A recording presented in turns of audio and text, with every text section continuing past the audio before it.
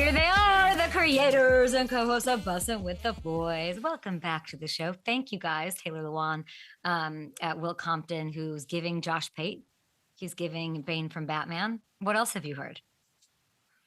Professor X. Yeah. Brian Urlacher. Travolta. How does it feel? Yeah, you look good. Thank you. Yeah. I saw what is it? A default Word page with nothing on it. So it's been a lot. But I'll tell you what, Will took it on the chin. He did a great job holding his own as bet. His wife actually wanted him to skip out on the bet. Will decided he can't do it. No, bet's a bet. What did she think, Will? What did she think when she finally saw? She just basically said, "I love your hair more," with a little smile. And I think over time, we're in a spot now with a little scruff coming out and a little fuzz on the top. She's like, I think she's starting to buy in a little bit more. Because I told her, if the Huskers win, I'm going to have to keep this look. Yeah. Do you think that this is like a big moment for your marriage? That like she's the real deal. She loves you no matter what. Yeah, she's battle tested. This is one of those feathers in the cap to where you get through another hard time. Even my daughter, she took it on the chin. She was doing her best to not tell her what she really thought. But she loves me no matter what. That's the most important thing. I love that, teaching your daughter to lie about what she really thinks about you. I bet she loves it. I think it's very cool that you guys did it. And I have to say, you guys do such an incredible job of like documenting the whole experience. Like, can you guys just take me into that? Like, what is it? Just like let's be as authentic as possible, get everything out, even the flubs. Like Will's like half naked peeing on himself or whatever on the plane. Like I see all these, like it's constantly like I'm along for the ride. What is that like? How many cameras is it? Take me in there. Yeah, I mean, I honestly, like, Will and I continue to be ourselves and try to be, we have the best thing going for Will and I is our chemistry and our friendship. And we put a great team around us that has cameras in hand at all time and are willing to capture all types of content. There's very little that's off limits. I actually don't know of one thing that's off limits for us. So we have an incredible team. We have a great social team. JP, who does the vlogs, we got guys that constantly understand when things are going to happen, and they do a great job of documenting. So a big shout out to our team. Yeah, big shout out to your team. The audience loves to see you fail. They love to laugh. They love to make fun of you. So it's like you just got to be comfortable taking the jokes and just rolling with it. Okay, I love all of that. Okay, let's get into some football here, gentlemen. And download who's on the new episode of Bussin' with the Boys? What do we got? Zach Brown, colder weather, phenomenal. I mean, this guy, the way he talks about him deep sea diving, he goes out in the wilderness. He's got a spot in Alaska. Like, there's so many more layers to this gentleman than playing an amazing guitar and having beautiful vocals. Like, he really crushed it. Sleeper pod of the year, possibly. Yes, if you're a Husker, you'll really like the way he breaks down his journey, some of the things he looks back on being an outdoorsman, but a very sneaky, really good conversation with somebody that we've been a fan of forever. So it was kind of something that we weren't expecting, having some of these deeper conversations with him. Oh my gosh, I can't wait to do that. Listen to that, stream that, watch it, listen to it, wherever you guys download your shows, your content, your podcast. It's the latest episode of Bussin' with the Boys. Let's talk about these Broncos, Will. I believe they were your pick to win the West. Are we? Yes. Are they still your pick to win the West? How do you feel about them after last night? Yes, I feel great about the Broncos. I think Bo Nix, he's somebody that's going to continue. Like, that offense is going to continue to get better throughout the year.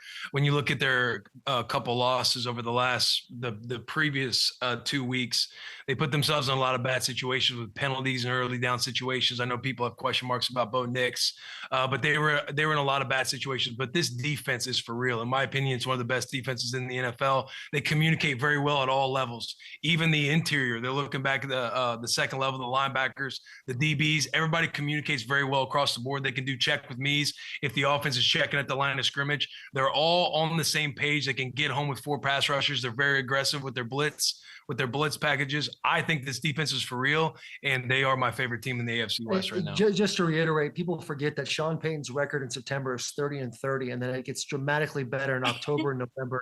He does a great job of instilling a massive playbook. You need a sicko at quarterback, which is what he has has in Bo Nix reminds a lot of Drew Brees. His words, not mine. But if you watch Bo Nix and his progressions and how he goes, when he's throwing the ball to flat, he always puts the ball in a good position for his receivers. He catches them when they're moving forward, ball out in front of them, so they have time to make a move and gain extra yak after they make the catch.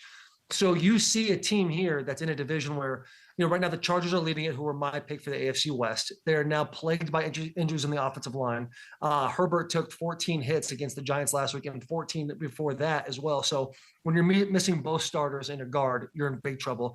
And the jury's still out on the Chiefs. Like, they had a great win against a Ravens team that is also decimated by injuries. So the Broncos are in a great position headed into Spooktober.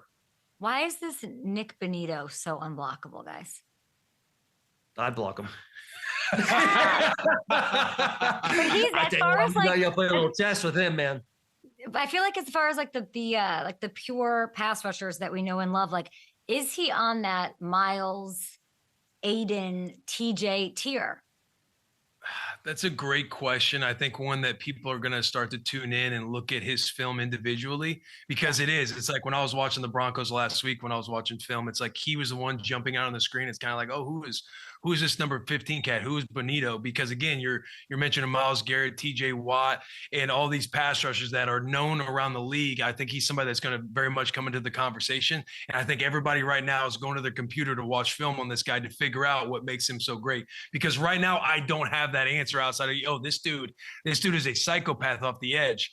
And I think, again, that defense overall plays very well with each other.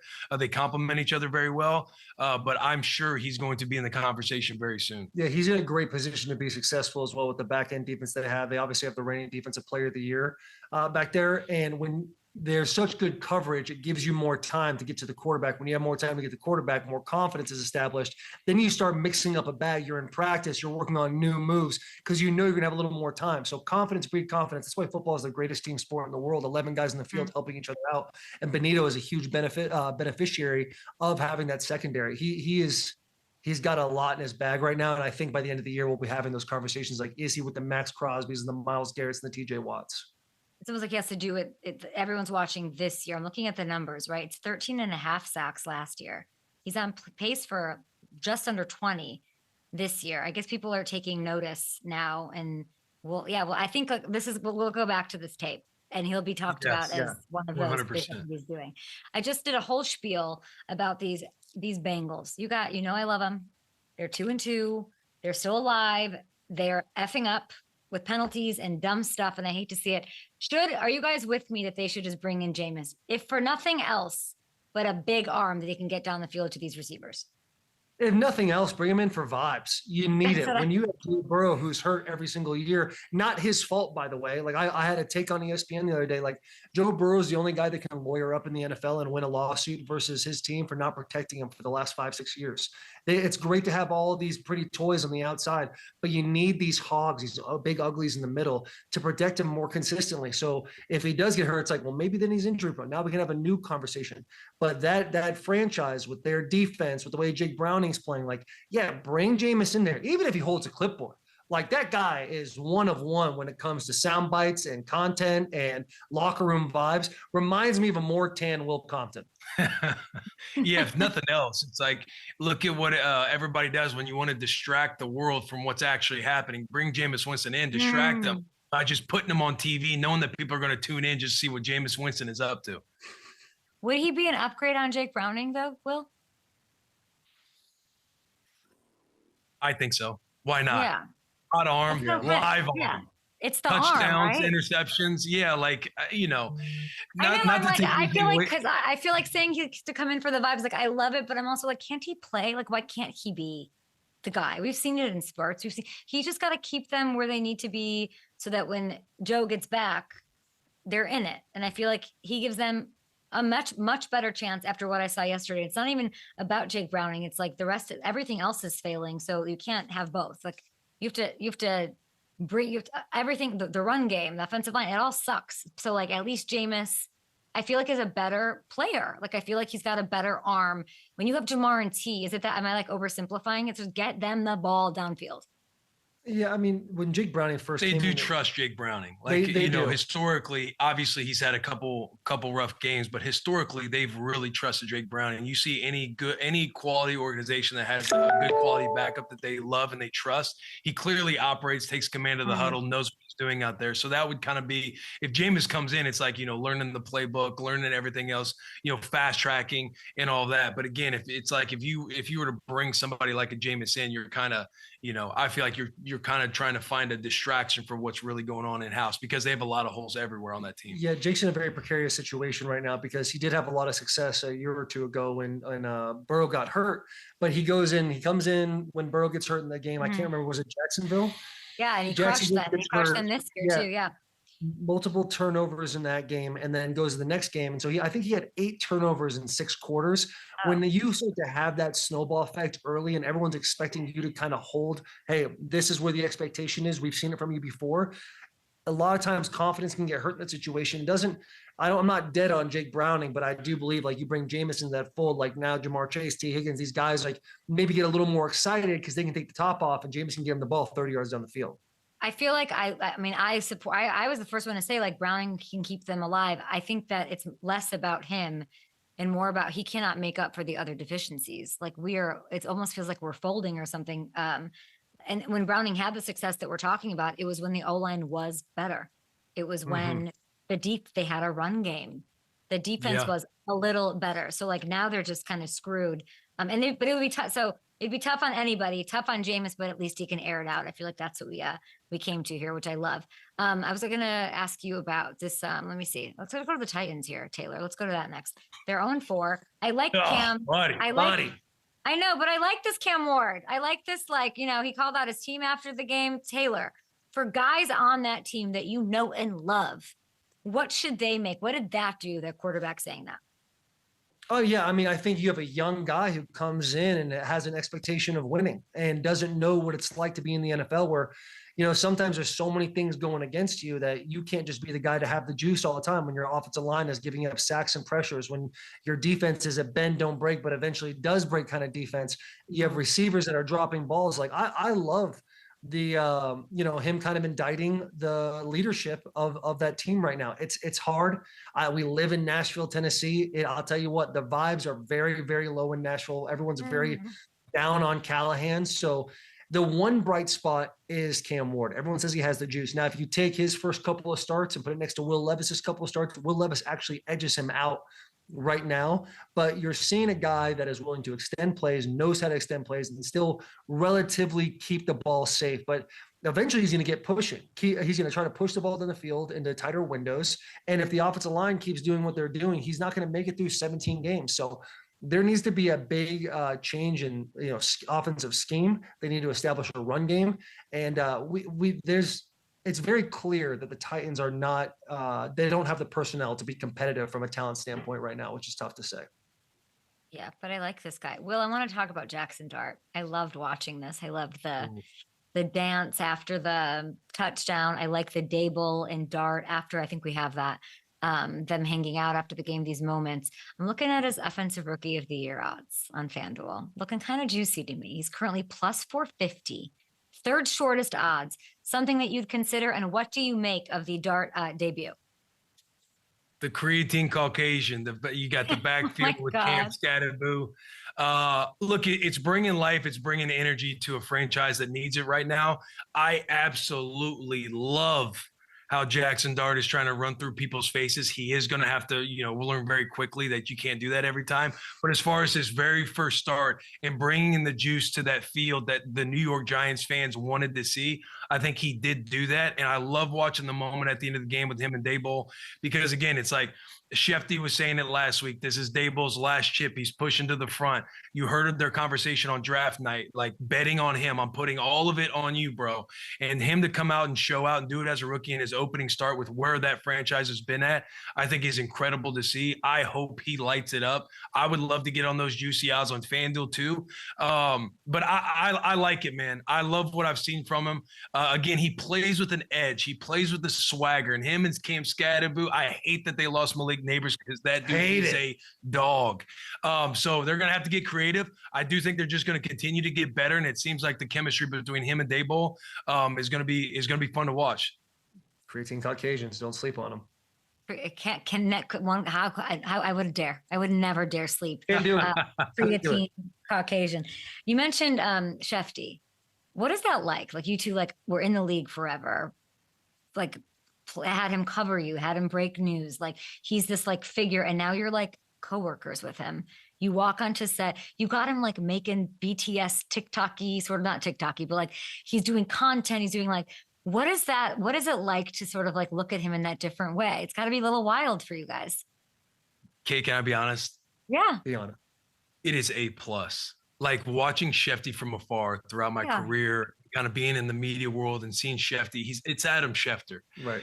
And now to kind of like work alongside him on Thursdays, like, you know, we have our little breakfast club before the show starts in the morning, getting him to laugh, like getting in the conversations we get into, like it's infectious. And I absolutely love it because I've been such a fan of his for a long time. Yeah, he's one of one when it comes to breaking news. He's always on the phone, but he's always like very present when he's with all of us before the show. Will alluded to our little breakfast club we have where it's me, Will, Shefty, Orlovsky, Greeny. Hawk is there, Greeny, and like the amount of stories that are being told, and they're all sitting there, we're laughing and having a good time. It feels like a real locker room, which is just awesome. They've allowed us to come in and be ourselves. And you see Shefty before the Nebraska-Michigan game, he comes up to me. He's walking up on me on live television. I'm thinking to myself, I'm about to get assaulted by this young man. He comes over and starts jacking me up. I get jacked up, lift him up. Like they're so bought in to us being a part of it, even though we're very like non-traditional media. Yeah. They make us feel at home, man. And Shefty, he's such a, I mean, he's a Michigan man. He's a guy that I've had a lot of communications with throughout my career when I was playing. I'd see him a whole bunch at these different outings. And it's just awesome to kind of like sit at the same table with him and be like, yo, we have no business being and kind of bring him into our world a little. Right. Like Greeny, he's got that OCD perfectionist style about him where if he gets off kilter on his timeline, you can see him getting a little, you know, he's trying to be comfortable in the chaos. And you kind of like stand back and you're kind of smiling about it because it's just fun seeing like just different generations mesh. Yeah. Yeah, if he went from Adam Schefter to Shefty, I think that's like the perfect little microcosm of what that is for you guys. And I think that like it's always alive.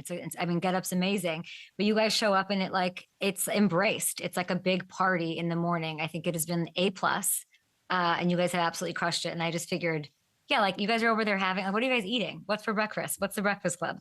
The same thing happens every single week, Kay. Yeah. Greeny's always like, gotta get in line early for the omelet. Gotta get in line early for the omelet. Guys, you should try the omelet. It's amazing. The omelet's incredible. Blah, blah. So we get in line for the omelet, and then Will and I's ADD takes over like crazy. We're sitting there for 3 minutes. It's like, let's just go get the scrambled eggs in the corner. Yeah, like we just want to eat. We're literally just get us some protein. Let us move on. Like we're in our heads. Like we're starting to get more and more comfortable, but there's still that little level of like, can we prep a little bit? Can we do it? Because everyone's kind of way more dialed than we are. So he gets his omelet. I get myself a little bacon, little eggs, and I get myself a little yogurt cup, throw a little fruit in that thing, and I sit down.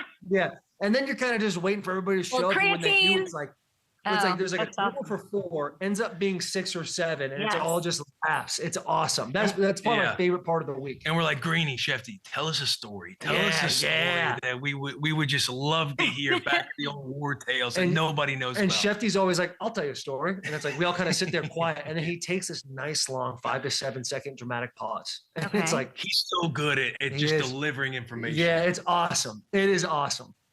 I love that. That was beautifully said. And it's very cool. It's very cool to watch. And it feels like what's happening backstage is happening on TV. It feels like you guys are having the breakfast club. It's like when you go and have a meal with your friends and then like 3 people join and you're like, oh my gosh, you're here. Let's hang out. And it becomes a bit of a party. So excellent work on that. I want you guys to explain to me this before you go, this like Ole Miss Lane Kiffin thing.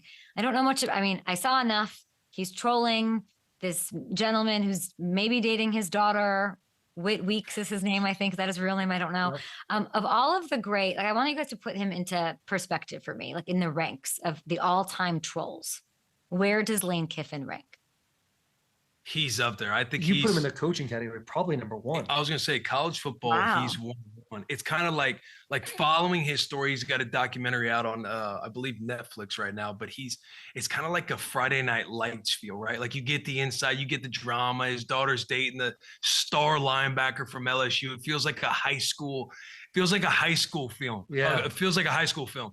And Kiffin, he comes out last week in response to the internet saying, take the over. They don't hit the over. So he does owe us for the over on the FanDuel Sportsbook right now. But he is, in my opinion, he's 101. I don't think there's anybody like this, man. Yeah, I think a lot of coaches had to adapt to NIL in this new age of college football when 5, 6, 7 years ago, college football is realizing we have to adapt to Lane Kiffin. Like this guy, he's kind of been ahead of the chains a little bit when it comes to knowing and understanding this younger generation, playing on X a little bit more of like saying things like take the over.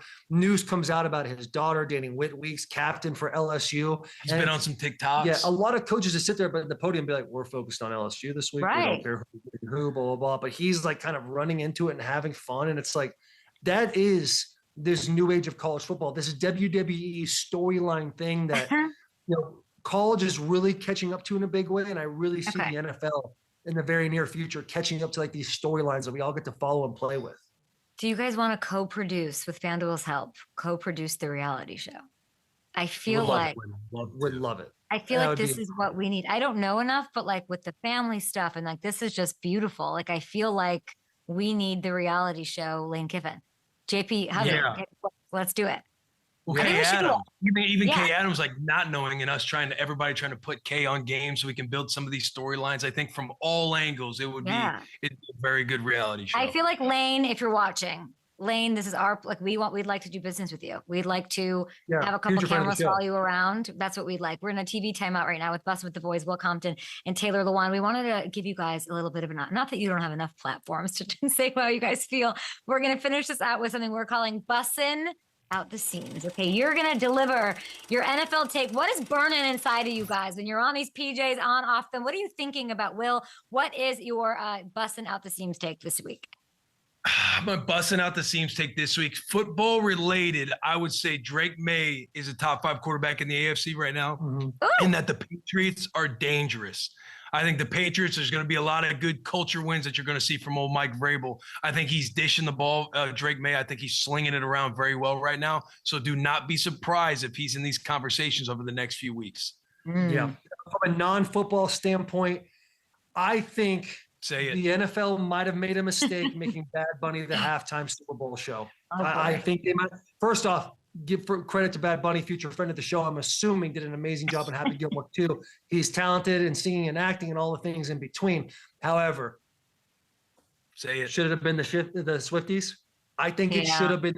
She's been integrating in this world of football. She's been meshing 2 completely different cultures into one another, and you see it in the NFL, the cap space going up and up. Like you think, oh, the ratings are so great, our players must be better. No, boys, that's the Swiftie army. We need to put this thing on a nice little bow. We don't know how much longer Travis Kelce's going to be with us in uniform. Let's make Taylor Swift the halftime show. And it's like, the Chiefs aren't going to be in the Super Bowl this year. Why? This is a moment now. It's not like a buildup for Chiefs Taylor Swift. It's like Chiefs aren't going to be in it this year. Let's get Taylor Swift on stage. Let's get her to the halftime show over Bad Bunny, because I know the world's kind of exploding right now on like, who is Bad Bunny? Is he good enough to be on the show? What's happened to our game? What's happened to this? Put on Taylor Swift. I feel like that's why she's not doing it, is because his career is still going, right? Don't you think she'll do it right when he's done? That's a very fair point. I think that's I would think that's what's happening. If they're not in the Super Bowl, like you're saying, then it makes it about her and he's just standing like, no, you guys know this. No player loves going to the Super Bowl when they've lost the Super Bowl. Y'all dip in, you make your money, you party, and you get the F out on Saturday. That's the way to do it. You have Travis have to watch that Super Bowl halftime show, not playing it or playing in it, then it's like I think they're waiting until, and I hope she does it the second he's done. Yeah, that's a good perspective on the relationship side as well. Relationship expert, Kay Adams, just don't look at me for that info. Okay, you guys have to go. We have to go. Kevin Durant on the show. The FanDuel family is large and beautiful. You guys are the best. I like the Chia Pet situation. Keep growing that thing, and I'll see you guys soon. Tell KD I love him. And we'll always appreciate him following me back when I was on Washington. Yay, love that.